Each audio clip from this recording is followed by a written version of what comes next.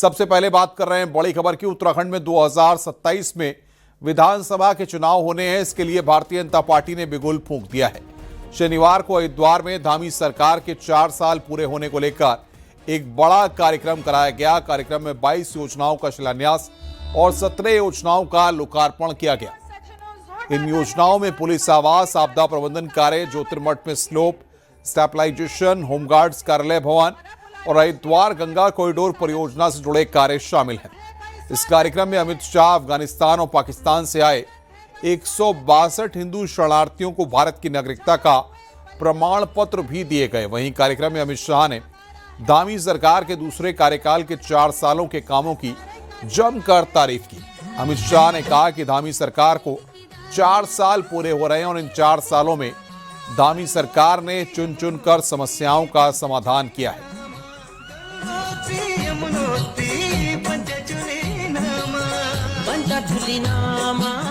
ये 4 साल के अंदर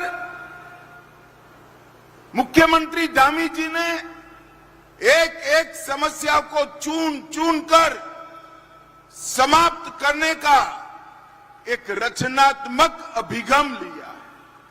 इसके कारण उत्तराखंड आज विकास के रास्ते पर 2 दूनी रात चौगुनी गति से आगे बढ़ रहा है। और मित्रों, आज ही 1132 करोड़ के जन सुखाकारी के अलग अलग कामों का लोकार्पण और भूमि पूजन हो रहा है। आज पूरी दुनिया मान रही है कि भारत विश्व की सबसे बड़ी आर्थिक शक्ति के रूप में जल्द ही उभरने वाला है, परंतु हमारे कांग्रेस के मित्रों को विश्व पटल पर भारत की बढ़ती प्रतिष्ठा और सम्मान रास नहीं आ रहा है। कांग्रेस के लोग आदरणीय प्रधानमंत्री मोदी जी का विरोध करने के चक्कर में आज देश का विरोध करने लगे हैं।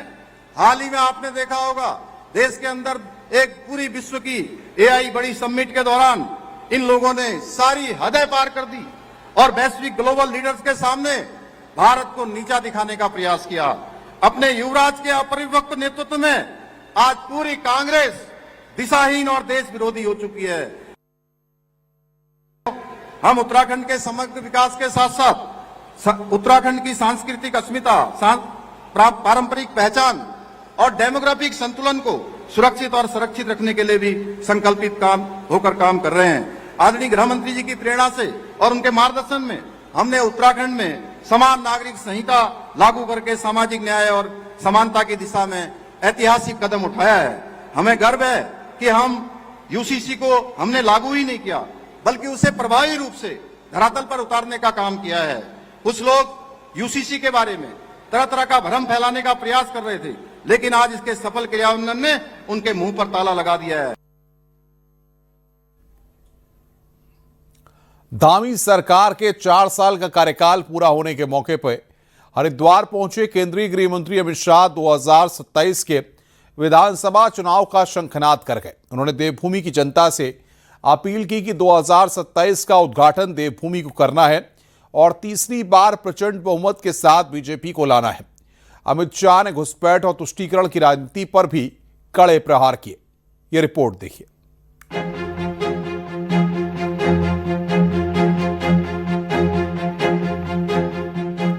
केंद्रीय गृह मंत्री अमित शाह शनिवार को हरिद्वार में थे। मौका था धामी सरकार के 4 साल का कार्यकाल पूरा होने पर आयोजित जनसभा का। इस दौरान अमित शाह ने कहा कि 2024 के आम चुनाव में 6 दशक के बाद ऐसा समय आया जब नरेंद्र मोदी लगातार तीसरी बार देश के प्रधानमंत्री बने। 2024 में ही पहली बार उड़ीसा में बीजेपी की सरकार बनी। इसी साल हरियाणा और महाराष्ट्र में बीजेपी ने हैट्रिक बनाई। फिर 2025 में दिल्ली में आपका सुपड़ा साफ हुआ तो बिहार में 2/3 बहुमत से सरकार बनी। केरल के त्रिवेंद्र में पहली बार भगवा लहराया और फिर 2026 में बंगाल और तमिलनाडु में बीजेपी एनडीए की सरकार बनेगी और 2027 का उद्घाटन अब देवभूमि को करना है। मित्रों, कांग्रेस पार्टी पूरी ऊर्जा घुसपैठियों को बचाने के लिए लगा रही है कि पूरे देश से जहां जहां घुसपैठिया है, केदारनाथ धाम से लेकर कन्याकुमारी तक एक एक घुसपैठिए को चुन चुन कर हम भारत के बाहर निकालने का काम करेंगे। भारत के बाहर राहुल बाबा को जितना विरोध करना है उतना विरोध कर दे, वो एसआईआर का भी विरोध करे। अमित शाह ने उत्तराखंड में बीजेपी सरकार के 9 साल और कांग्रेस के 10 साल की भी तुलना की। अमित शाह ने कहा कि कांग्रेस एसआईआर का विरोध कर घुसपैठियों का समर्थन कर रही है, लेकिन हम चाहे केदारनाथ हो या कन्याकुमारी, घुसपैठियों को देश से बाहर निकाल कर रहेंगे। उन्होंने कहा कि देवभूमि में कांग्रेस सरकार में क्या हुआ, हरीश रावत स्टिंग प्रकरण, दलित छात्रवृत्ति में घोटाला, शराब नीति का स्टिंग कांड, कुमाऊं खाद्यान्न जैसे घोटाले हुए, लेकिन हमारी 9 साल की सरकार में विरोधी भी भ्रष्टाचार का आरोप तक नहीं लगा पाए। कांग्रेस के जमाने में ढेर सारे भ्रष्टाचार के आरोप लगे। हरीश रावत स्टिंग प्रकरण, दलितों की छात्रवृत्ति का घोटाला, कमीशन एजेंटों से भरा हुआ सेक्रेटेरिएट, शराब नीति का स्टिंग कांड, कुमाऊं खाद्यान्न घोटाला, हमारी 9 साल सरकार रही। पहले त्रिवेंद्र सिंह रहे, फिर पुष्कर सिंह। हमारे विरोधी भी हमारी सरकार पर भ्रष्टाचार का आरोप नहीं लगा सके हैं, नहीं लगा। एक पारदर्शी तरीके से यहां पर 9 साल सरकार चलाने का काम भारतीय जनता पार्टी ने किया। केंद्रीय गृह मंत्री अमित शाह ने कांग्रेस पर जमकर कटाक्ष किए। उन्होंने कहा कि सख्त नकल कानून के बाद आज युवाओं को नौकरी मिल रही है। कांग्रेस होती तो पर्चे के साथ खर्चा भी होता। उन्होंने देवभूमि की जनता से अपील की है कि आप तीसरा मौका दीजिए, हम उत्तराखंड को देश के सभी छोटे राज्यों में नंबर 1 का राज्य बना देंगे। हरिद्वार से पुलकित शुक्ला के साथ सुनील नप्रभात की रिपोर्ट।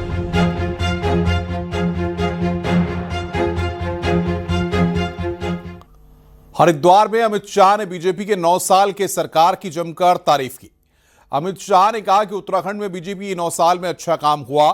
वहीं त्रिवेंद्र रावत ने बीजेपी की 9 साल की सरकार की तारीफ करने पर आभार जताया।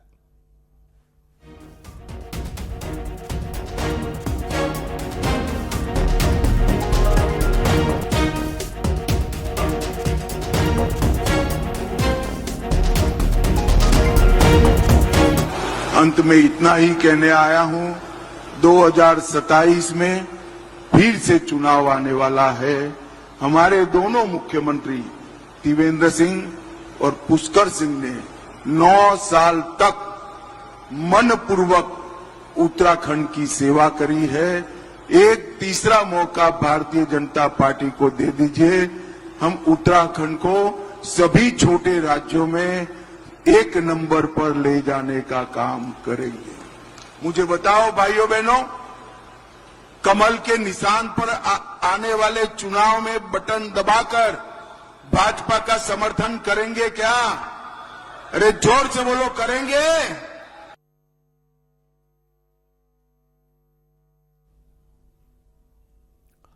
हरिद्वार में शनिवार को गृह मंत्री अमित शाह ने मुख्यमंत्री पुष्कर सिंह धामी द्वारा अलग अलग मौके पर दिए गए भाषणों के संकलन की पुस्तक विकल्प रहित संकल्प का विमोचन किया। इस किताब को गिरजा शंकर जोशी ने संपादित किया है।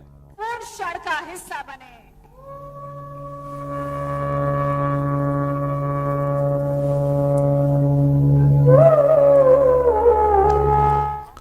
हरिद्वार में आयोजित जनसभा के बाद अमित शाह ने स्टेट बीजेपी की टॉप लीडरशिप के साथ मीटिंग की। इस मीटिंग में मुख्यमंत्री पुष्कर सिंह धामी, प्रदेश अध्यक्ष महेंद्र भट्ट के अलावा सभी सांसद, मंत्री और बीजेपी संगठन के तीनों महामंत्री भी मौजूद रहे। मीटिंग में शाह 2027 के चुनाव का अगले 6 महीने का रोड मैप तय कर गए। विधायकों को अपनी ग्राम सभा में ग्राम पंचायत लेवल तक दौरा करना होगा। इसके अलावा सांसदों को भी फील्ड में जाने को कह दिया गया है। वहीं हारी हुई विधानसभाओं का जिम्मा मंत्रियों को सौंपा गया है।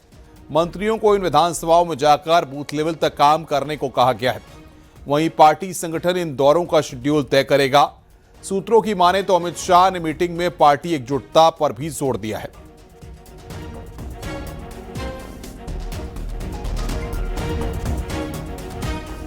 हमारे साथ बीजेपी के प्रदेश अध्यक्ष मौजूद हैं। सर, क्या कुछ रहा इस मीटिंग में? देखिए, बहुत महत्वपूर्ण प्रभावी बैठक रही है।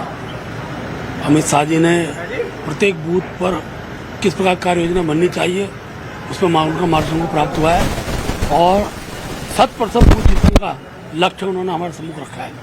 सभी सांसद विधायक बूथ स्तर तक जाकर कार्यकर्ताओं को भी सुने और जन समस्या समाधान के लिए भी काम करें और निश्चित रूप से बूथ के प्रबंधन के भाव के आधार पर ये पूरी बैठक थी और बाकायदा हर विधायक के कार्य योजना बनाने को कहा है। हर सांसद को जिला पंचायत स्तर तक जाकर कार्यकर्ताओं के साथ और जनप्रतिनिधियों से बातचीत करने का उन्होंने आह्वान किया और मैं कह सकता हूं कि उनके बताए हुआ जो मंत्र है वो निश्चित रूप से भारतीय जनता पार्टी के लिए एक संजीवनी के रूप में काम करेगा और 2027 में हम % बहुमत से जीतेंगे। बताया गया कि इस मीटिंग में बूथ मैनेजमेंट पर सबसे अधिक जोर दिया गया। इसके अलावा विधायकों, मंत्रियों और सांसदों को भी कहा गया कि वो बूथ लेवल तक जाएं, कार्यकर्ताओं से कम्युनिकेशन बनाएं और लोगों की समस्याएं सुनें। कैमरा पर्सन दीपक के साथ सुनील नौपरवात, न्यूज़ 18 हरिद्वार।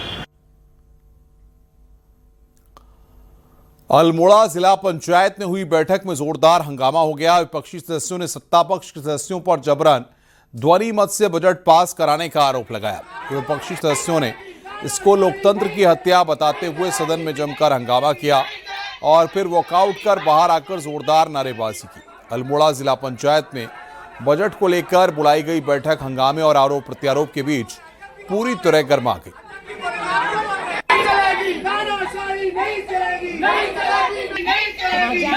11 बजे का टाइम था और 12 बजे पहुंचे हुए और उसके बाद वहां सदस्यगण अपनी ही मनमानी किए जा रहे हैं हमसे।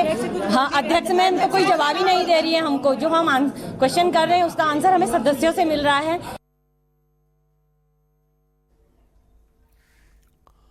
उधम सिंह नगर के जसपुर में एक जनऔषधि केंद्र की पोल शनिवार को खुल गई। दरअसल जसपुर प्राथमिक स्वास्थ्य केंद्र में संचालित हो रहे प्रधानमंत्री जनऔषधि केंद्र पर जब प्रशासनिक अधिकारी पहुंचे तो वो हैरान रह गए। जनऔषधि केंद्र में जेनरिक दवाओं की जगह पर ब्रांडेड दवाओं का स्टॉक रखा था और साथ की एक्सपायरी दवाएं भी रखी थी। मौके पर पहुंचे एसडीएम राहुल शाह ने दुकान सीज कर दी।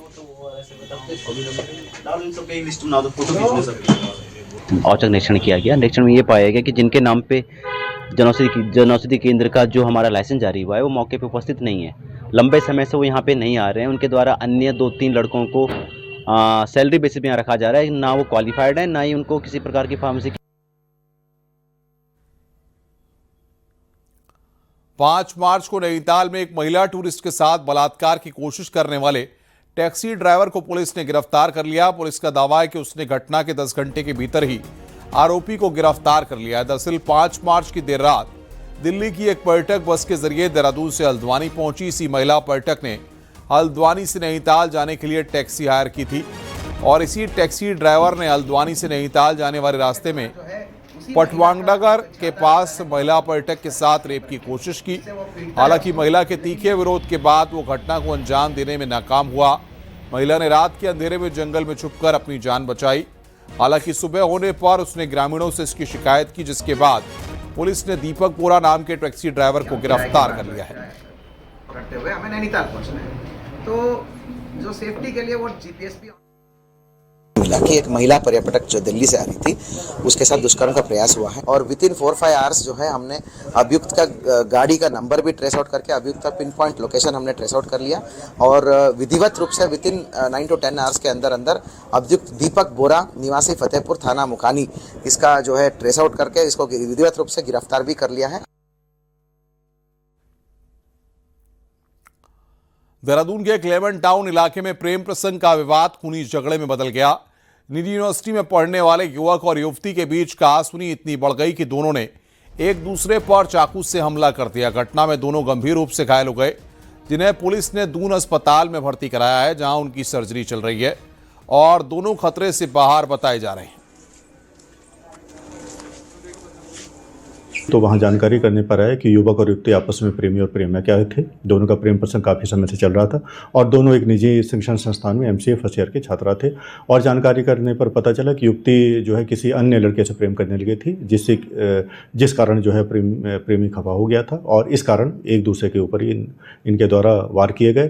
पुलिस के द्वारा दोनों को अस्पताल में भर्ती करवा दिया गया है, जहां दोनों उपचाराधीन है। दोनों की हालत अब खतरे से बाहर है और इसमें पुलिस के द्वारा अग्नि वैधानिक कार्रवाई की जा रही है।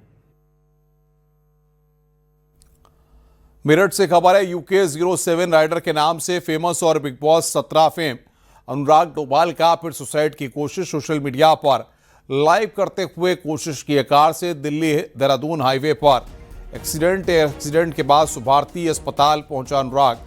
फर्स्ट एड के बाद अनुराग के साथी उसे ले गए हैं। अनुराग पहले भी सुसाइड की कोशिश कर चुके हैं। यूके 07 राइडर के नाम से भी जाना जाता है अनुराग डोभाल। मेरठ पुलिस को अब तक कोई भी सूचना नहीं मिली है।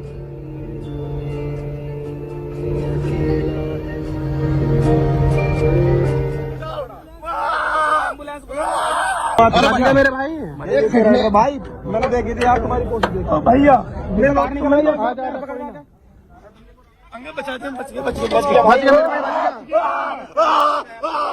टूटा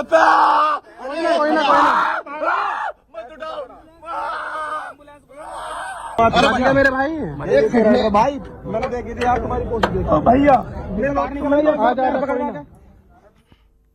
रविवार को झंडा महोत्सव का विधिवत शुभारंभ होगा, लेकिन उससे पहले देश विदेश से दरबार साहिब पहुंची संगतों की रौनक देखने लायक है। देखिए हमारी ये रिपोर्ट।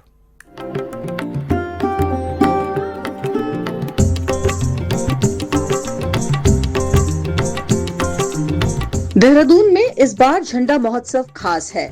वजह सिखों के 7वें गुरु गुरु राम राय महाराज के देहरादून आगमन के 350 साल का पूरा होना और श्री गुरु राम राय महाराज के जन्मोत्सव के 380 साल का जश्न। इसीलिए तैयारियां भी खास हैं। देश विदेश से संगतें दून पहुंच चुकी हैं। झंडे मेले की रौनक देखने लायक है। इस बार दरबार साहिब में 94 फीट ऊंचे ध्वज दंड जी यानी झंडे जी का आरोहण होगा। झंडे महाराज के ध्वज दंड को परिसर में ही रखा गया, जहां श्रद्धालुओं ने चुनरी बांधकर आशीर्वाद लिया। दरबार साहिब में गिलाफ सिलने का काम हुआ। जो लोग भी गिलाफ सिलने का काम कर रहे थे वो अपने आप को सौभाग्यशाली मानते हैं। वहीं संगतों के लिए दर्शनी गेट से लेकर पूरे मेला परिसर तक दिन भर लंगर की व्यवस्था भी जोर शोर से चल रही है। हर साल आते हैं, जो भी मनोकामना करके जाते पूरी हो जाती है। और गिलास सिलने का भी बहुत महत्व होता है। हाँ, ये भी हाथ जरूरी लगाते हैं। कभी 2 भी सिल जाते हैं, कभी 5 भी।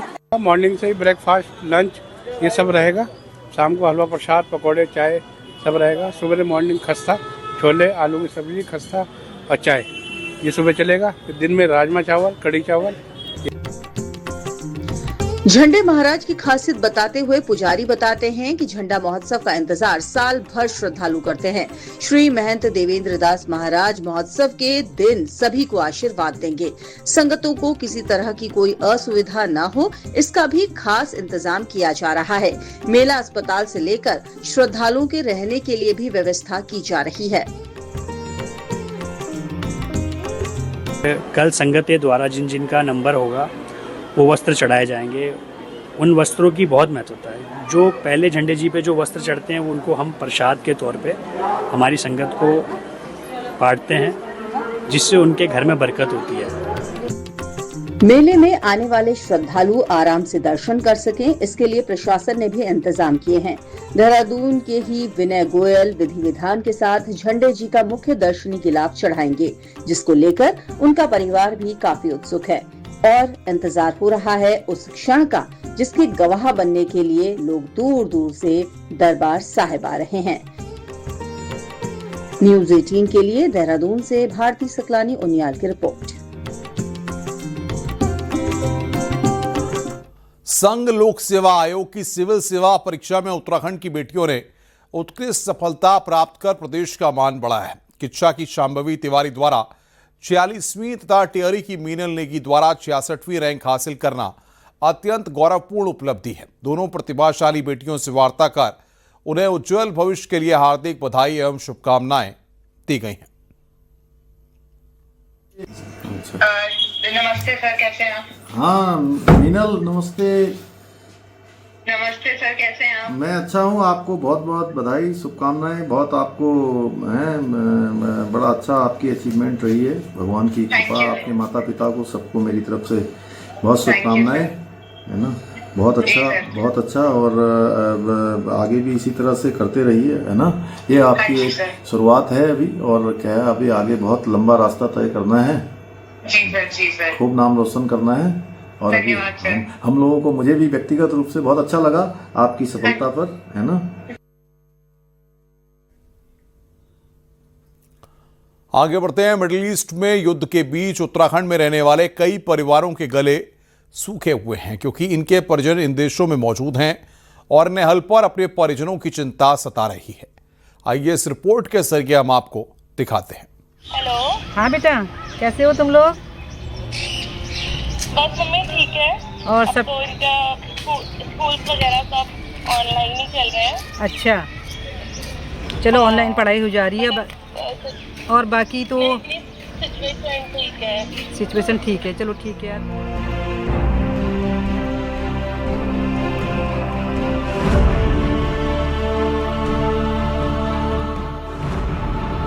ये हाल हल्द्वानी में रहने वाली बीना कांडपाल का है, जो हर पल ईरान, इजराइल और अमेरिका के युद्ध पर नजरें गड़ाई बैठी हैं।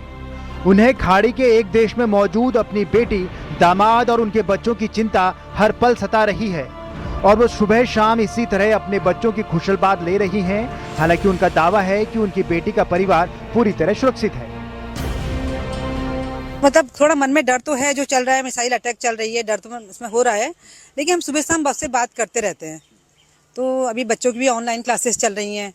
बाकी कल बच्चे का बर्थडे था तो ठीक ठाक से हुआ। और जैसे अगर कोई मिसाइल ऐसे अटैक हो रही है, वो मोस्टली हो रही है कहाँ पे, जहाँ पे ये मतलब ये अमेरिकन जो एम्बेसी है ना, इस तरफ थोड़ा बहुत ऐसा हो रहा है। बीना कांडपाल की तरह का हाल हल्द्वानी में प्रशासनिक सेवा कर रहे तहसीलदार कुलदीप कुमार के परिवार का भी है, क्योंकि उनकी बहन का परिवार मिडिल ईस्ट के एक ऐसे देश में है जहां का एयरबेस बंद है और पूरी दुनिया के लिए फ्लाइट्स बंद हैं। ऐसे में वो चाहकर भी हिंदुस्तान वापसी नहीं कर पा रहे हैं। हाँ, चूँकि हम इतनी दूर से उसको देख रहे हैं, खबर देख रहे हैं, तो कई बार मन में नकारात्मक विचार आ जाते हैं। तो वैसे अपनी जगह पे वो अब सुरक्षित है, घर में कोई ठीक नहीं। उनका कहना है जो भी अटैक्स वगैरह हो रहे हैं मिलिट्री एयर बेसिस पे हो रहे हैं, रेजिडेंशियल एरिया पे ऐसा दोहा पे कुछ नहीं हुआ है।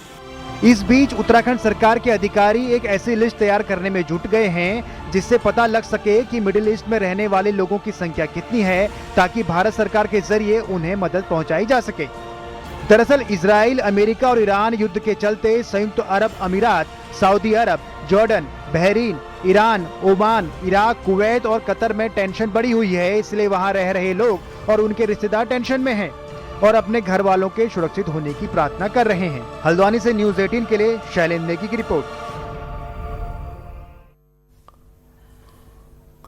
नैनीताल के भीमताल क्षेत्र में गुलदार का शव मिला है। बाईपास रोड कैंचीधाम पार्किंग के पास नहर में लेपर्ड का शव मिला है। सुबह राहगीरों ने लेपर्ड के शव को देखा, जिसके बाद वन विभाग और प्रशासन को इसकी सूचना दी गई।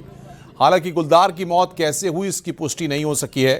फिलहाल वन विभाग की टीम मौके पर है और इस गुलदार के शव को पोस्टमार्टम के लिए भेजा जा रहा है। वहीं इलाके में गुलदार की धमक से लोगों में दहशत है।